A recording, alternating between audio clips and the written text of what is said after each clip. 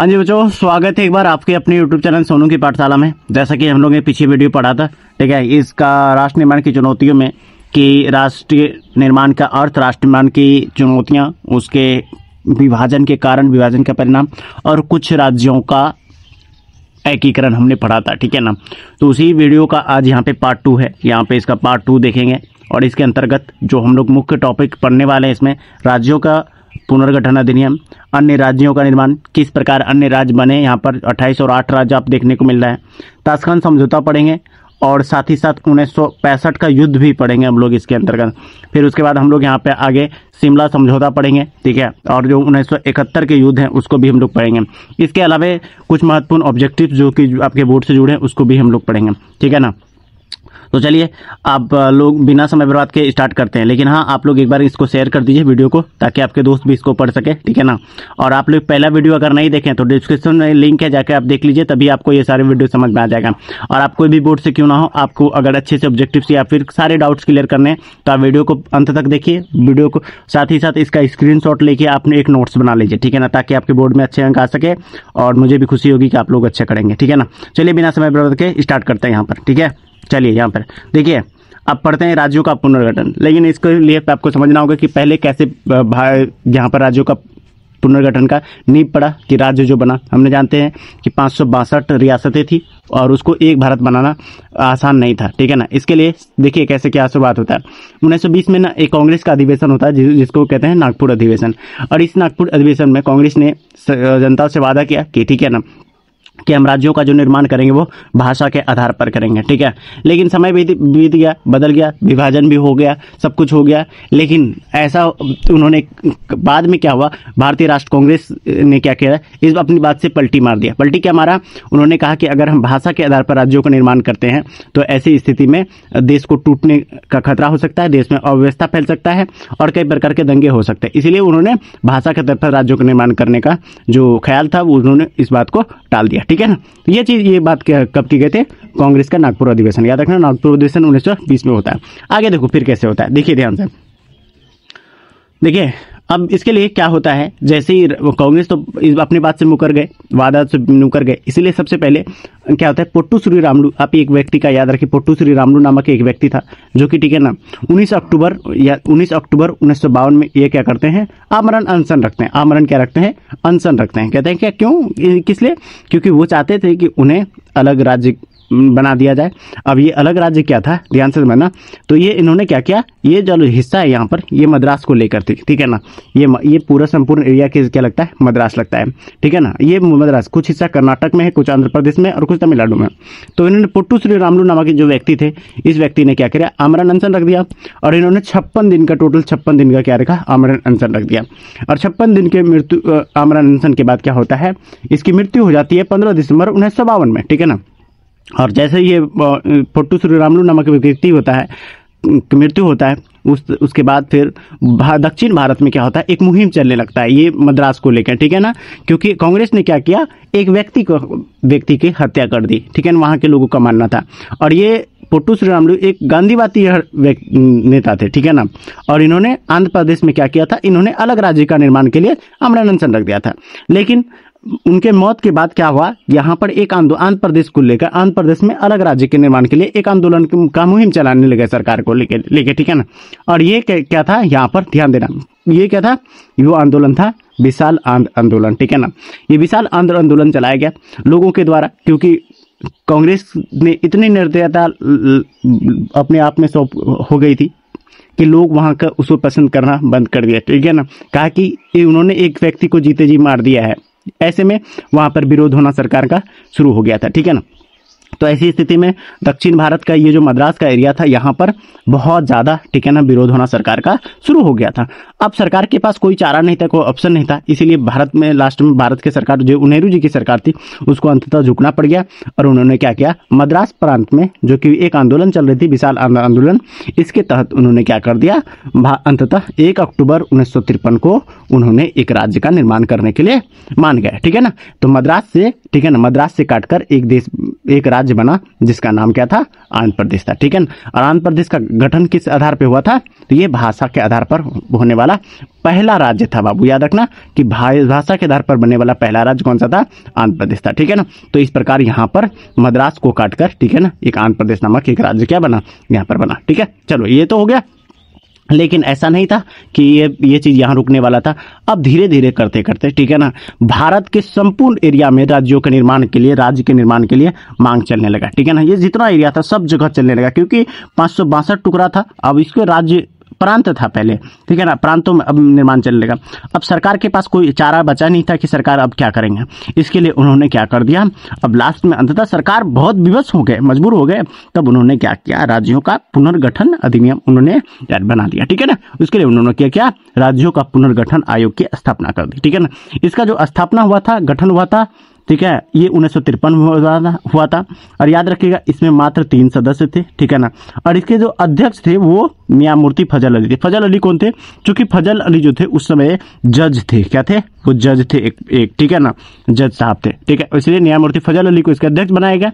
और इसका मुख्य रूप से इस आयोग का जो काम था, इसका मुख्य जो काम था वो था राज्यों का पुनर्गठन करना था। ठीक है ना, क्योंकि राज्य को फिर से गठित करना था, एक गठन करना था। क्योंकि आज उस समय जो था बिल्कुल भी इतने सारे राज्य नहीं थे। वर्तमान में आप जितने राज्य आप देखते हैं उतना राज्य बिल्कुल भी नहीं था। तो इसका काम था राज्यों का पुनर्गठन करना था। ठीक है ना। तो इन्होंने क्या किया, 3 साल इन्होंने स्टडी किया, अध्ययन किया। और अध्ययन करने के बाद इन्होंने क्या किया, एक भारत सरकार को, ठीक है ना, विचार दिया। भारत सरकार को एक विचार दिया कि हम राज्यों का निर्माण जो आप कीजिए, किसके आधार पर कीजिए, भाषा के आधार पर कीजिए। ठीक है ना। कई राज्य का निर्माण यहाँ भाषा के आधार पर किया। तो इन्होंने क्या किया, अपनी रिपोर्ट सौंपा 1956 में। और इन्होंने सरकार को हिदायत दिया कि आप भाषा के आधार पर राज्यों का क्या कीजिए, निर्माण कीजिए। और इस प्रकार सरकार मान भी गए। और इसलिए इन्होंने क्या किया, इन्होंने भारत सरकार ने तब इसको कानून के रूप में बना दिया। इसको राज्यों के आयोग को पहले क्या बना दिया, कानून के रूप में बना दिया। और उसका नाम रख दिया राज्यों का पुनर्गठन आयोग। क्या नाम रखा, राज्यों का पुनर्गठन अधिनियम रखा। ठीक है ना, 1956 रखा यहाँ पे। और तब इसके आधार पर उन्होंने पूरे जो देश था, इस देश जो था 2 हिस्सों में बांट दिया। कहा कि देखो पूरा जमीन के जो भूभाग होगा वो 2 प्रकार का होगा। ठीक है ना, भूभाग जो होगा 2 प्रकार का होगा। और वो कौन कौन सा होगा, एक होगा स्वायत्त प्रदेश, जिसको हम लोग आप आसान शब्दों में इसको हम लोग क्या कहते हैं, स्टेट्स कहते हैं। क्या कहते हैं हम इसको, स्टेट कहते हैं। तो स्टेट की संख्या कितनी हो गई, 14 हो गया। ठीक है ना, कितना हो गया, 14 हो गया। और दूसरा जो प्रकार, दूसरा जो इन्होंने रखा उसको कहा गया केंद्र शासित प्रदेश, यूनियन टेरिटरी कहा गया, शॉर्ट में यूटी कहेंगे। तो यूटी की जो संख्या था वो था 6 था। ठीक है ना। इस प्रकार इन्होंने क्या किया, भाषा के आधार पर इस अधिनियम के तहत जो कि 1956 में पारित हुआ था, 14 राज्य बन गया और 6 क्या बन गया, केंद्र शासित बन गया। ठीक है, टोटल से कितने हो गए, 20 हो गया। और वर्तमान में हम लोग जानते हैं कि कितने हो चुके हैं, 28 और 8 हो चुके हैं। चलिए इसकी कहानी भी जानते हैं कि 28 और 8 जो कैसे हो गए। ठीक है ना। तो आज आइए देखते हैं इसको। चलिए, तो ऐसे में भाषा के आधार पर बांटा गया। तो सबसे पहले जो एक राज्य था जिसका नाम था पेप्सू। ठीक है ना, क्या नाम था, पेप्सू था, जिसको क्या कहते हैं, Patiala and east Punjab state union. ठीक है। तो ये 1956 में मांग किया गया, क्या एक मांग किया गया कि पंजाब को काटकर भी भाषा के आधार पर बनाया जाए। लेकिन ऐसा बिल्कुल भी नहीं हुआ। इसमें जाकर 10 साल लग गए। और 10 साल बाद, ठीक है ना, इसके 4 हिस्से, 4 टुकड़े कर दिए गए। ठीक है ना। कैसे कैसे 4 टुकड़े कर दिए, सबसे पहले देखो यहाँ पे, अब समझो कैसे करके हुआ। 1951 में ये पेप्सू था, यहाँ पे पंजाब था। 1954 में कुछ ऐसा सीन देखने को मिला। और 56 में कुछ इस तरह से, देखो ये पंजाब 1956 का सीन बताते हैं, ऐसा सीन था।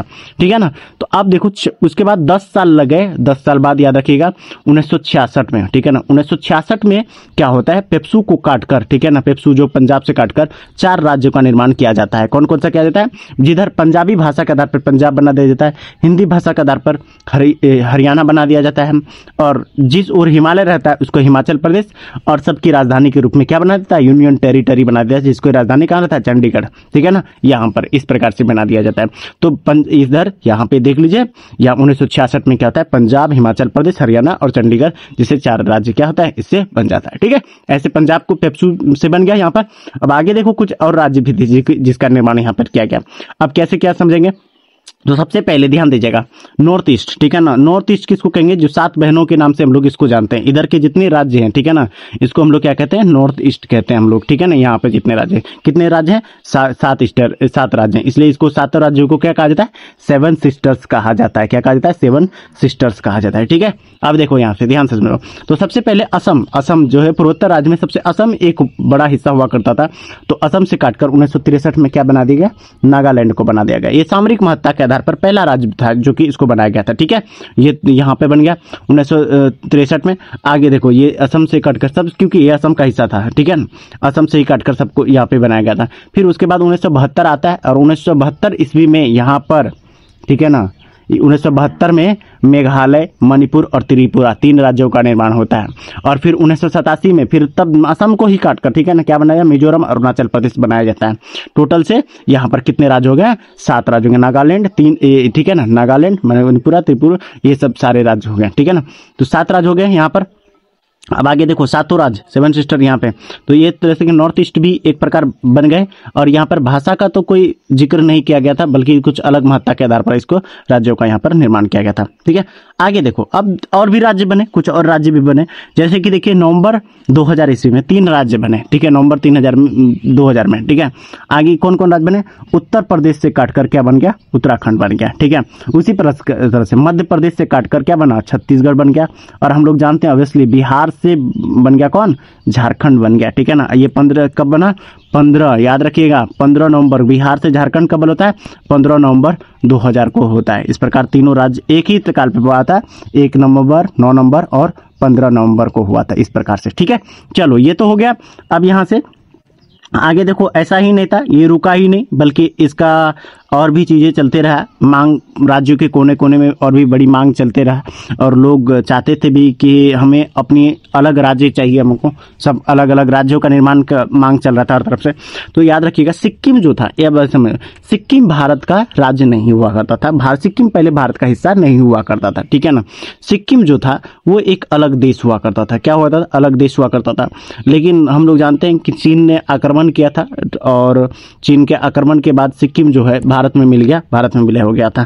और उसको मिलाया गया किस संशोधन के तहत, 75वां संविधान संशोधन 1975 के तहत भारत में सिक्किम को भारत का क्या बना दिया, 22वां राज्य के रूप में बनाया गया था, ठीक है ना। और ये डेट क्या था, 16 मई, याद रखिएगा 16 मई 1975 को सिक्किम भारत का हिस्सा बन गया, ठीक है।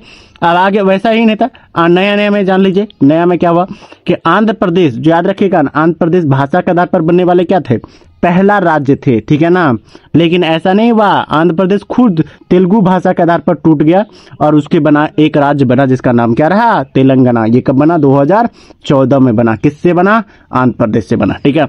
अब बताइए, अब इस प्रकार देखिए कहता है ना कि एक जगह एक बार मांग हो तो पूरे देश के कोने कोने तक में चलने लगता है। और वर्तमान समय में आप जानते ही हैं, पिछला चैप्टर में हमने जम्मू कश्मीर के बारे में पढ़ा है, ठीक है ना, वो किस प्रकार भारत में विलय हुआ। अभी बताइए वर्तमान में कितने राज्य हैं और कितने केंद्र शासित प्रदेश हैं, ये जरूर आप हमें कमेंट सेक्शन पे एक बार जरूर बताएंगे, ठीक है ना। सबसे आसान सवाल है और बिल्कुल भी न रुकेंगे, ठीक। इस प्रकार स्टूडेंट 1960 ईस्वी में जो बचे हुए राज्य थे, ठीक है ना, बॉम्बे प्रांत हुआ करता था। और इस बॉम्बे प्रांत से 2 राज्य बनकर शुरू होता है। एक राज्य है हमारा यहाँ पर गुजरात और दूसरा राज्य है महाराष्ट्र, ठीक है। 2 राज्य बनकर तैयार होता है। और तब जाकर एक यहाँ पर 1987 ईस्वी में गोवा भी हमारा राज्य नहीं हुआ करता था, बल्कि ये अंग्रेज के जाने के बाद ये पुर्तगाल के अधीन में हुआ करता था। तो पुर्तगाल के अधीन में हुआ करता था, तो ये भी भारत में, इसको भी भारत संघ का एक राज्य बना दिया गया 1987 ईस्वी में। इस प्रकार सभी राज्यों का यहाँ पर निर्माण हो गया, ठीक है। अब जो है यहाँ पर हम देखेंगे 1965 का युद्ध, ठीक है ना, भारत पाकिस्तान के बीच 1965 का युद्ध होता है। इसके पीछे का कारण समझिए, ठीक है ना, और मुख्य कारण भी आपको समझाएंगे। ये इसका मुख्य कारण था भारत को विवाद को लेकर हुआ था, ठीक है ना। इसका मुख्य कारण क्या था, भारत का जो कश्मीर का मुद्दा था उसको लेकर ये पे विवाद हुआ था। इसका दूसरा कारण था कि इसकी जो शुरुआत होता, पाकिस्तान ने एक ऑपरेशन चलाया था जिसका नाम था ऑपरेशन जिब्राल्टर, ठीक है। इसी जिब्राल्टर ऑपरेशन के कारण ये पे कहा जाता है कि इसका मुख्य कारण बन गया, ठीक है। उसके बाद बाद इसका मुख्य मकसद क्या था कि पाकिस्तानियों का मकसद था कि कश्मीर में घुसपैठियों को भारत के खिलाफ क्या करना, विद्रोह को बढ़ावा देना था। और वास्तविकता में ये विद्रोह को बढ़ाने के लिए सफल भी हो गए। तो जानिए कैसे करके ये इनका मुख्य कारण और भी कारण इसके पीछे का था कि किस प्रकार वो चाहता था पाकिस्तान की भारत में आक्रमण करके भारत के कश्मीर को हम अपने राज्यों में मिला लेंगे, ठीक है ना। तो इसका जो मुख्य कारण, इसका युद्ध का कारण क्या बना, तो कह रहा है कि जम्मू और कश्मीर पर अधिकार के लिए भारत और कश्मीर के बीच बंटवारा के समय से विवाद चल रहा था, ठीक है।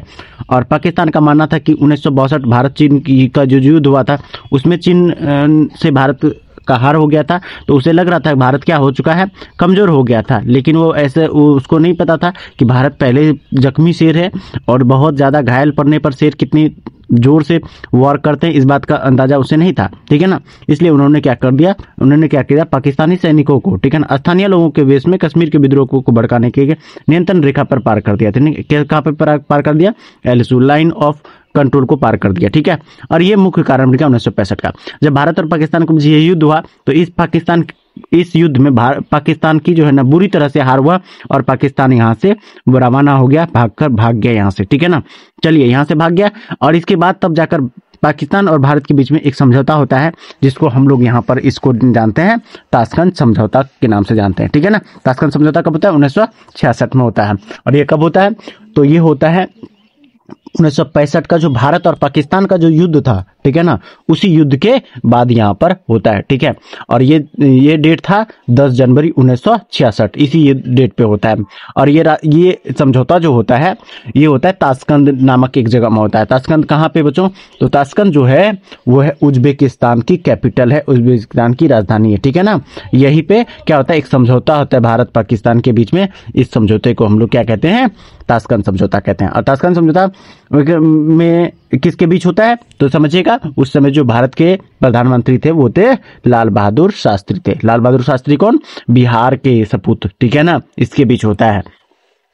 और फिर किसके बीच होता है, तो ये पाकिस्तान के एक राष्ट्रपति थे जिसका नाम क्या था, अयूब खान। इन दोनों के बीच में ये समझौता होता है। अब समझौते में देखिए क्या बात होता है, समझौते में ये यहाँ पर पहले जो एक व्यक्ति अपना भूमिका निभाता है, उसका मध्यस्थता कराने का जो काम करता है, वो उस व्यक्ति का नाम था सोवियत संघ के, ठीक है ना, प्रधानमंत्री थे उसमें एलेक्सी कोसिगिन। इसी व्यक्ति ने क्या किया, भारत और पाकिस्तान के बीच में समझौता कराया था, ठीक है ना। ये क्या थे, उस समय सोवियत संघ के समझौते की मध्यस्थता की थी, ठीक है।